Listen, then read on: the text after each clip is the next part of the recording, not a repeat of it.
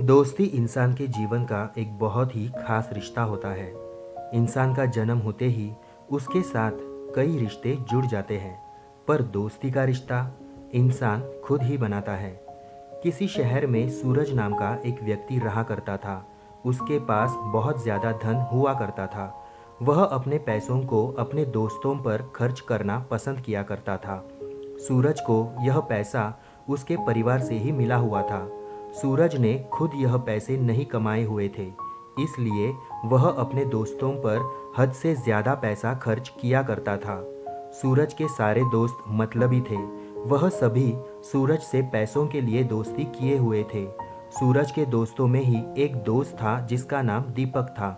दीपक को सूरज के सभी दोस्त पसंद नहीं किया करते थे, क्योंकि दीपक काफ़ी ईमानदार था। वह सूरज के पैसों को बर्बाद नहीं करता था। दीपक सूरज को समय समय पर बताया करता था कि वह अपने पैसों को इस तरह से बर्बाद न करे, पर सूरज कहाँ किसी का सुनने वाला था। सूरज के दोस्तों ने सूरज के कान भरकर सूरज और दीपक की दोस्ती खत्म कर दी थी। समय बीतता जाता है। अब वह भी समय आ जाता है जब सूरज का सारा पैसा खत्म हो जाता है। धीरे धीरे सूरज की सारी जमीन भी बिक जाती है। अब वह कहीं का नहीं रहता है। उसके खुद के दोस्तों के सामने हाथ फैलाने का समय आ जाता है। सूरज अपने सारे दोस्तों के पास जाता है मदद के लिए। सूरज के कुछ दोस्त मदद करने के लिए साफ मना कर देते हैं, तो वही कुछ सूरज के दोस्त मदद भी नहीं करते, पर अपशब्द भी कह देते हैं। साथ ही सूरज के कुछ ऐसे दोस्त भी थे जो सूरज को पहचानने से भी मना कर देते हैं। अब सूरज को दीपक की कही बात याद आ जाती है, फिर वह वापस लौटता है।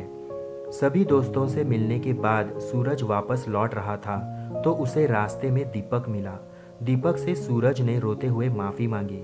दीपक को सूरज ने गले लगा लिया। अब दीपक ने सूरज को अपने घर में रखा, उसे हर तरह से मदद की। सूरज को अपने किए पर बहुत ज़्यादा शर्म आ रही थी। वह सोचता था कि मैंने कैसे अपने सबसे अच्छे और सच्चे दोस्त को छोड़ दिया।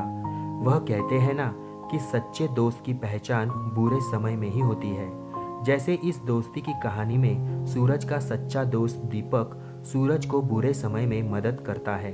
दीपक की मदद और सूरज की कड़ी मेहनत से सूरज फिर से अमीर बन जाता है। अब सूरज को सच्चे दोस्त की पहचान समझ में आ गई थी, साथ ही उसे पैसों की कीमत भी समझ में आ गई थी। इस कहानी से हमें सीख मिलती है कि हमारे बहुत से दोस्त तो होते हैं, लेकिन कुछ ही सच्चे दोस्त होते हैं। हमें अपने सच्चे दोस्त को कभी नहीं छोड़ना चाहिए। साथ ही बुरे और मतलबी दोस्त से समय रहते ही दूरी बना लेनी चाहिए। धन्यवाद।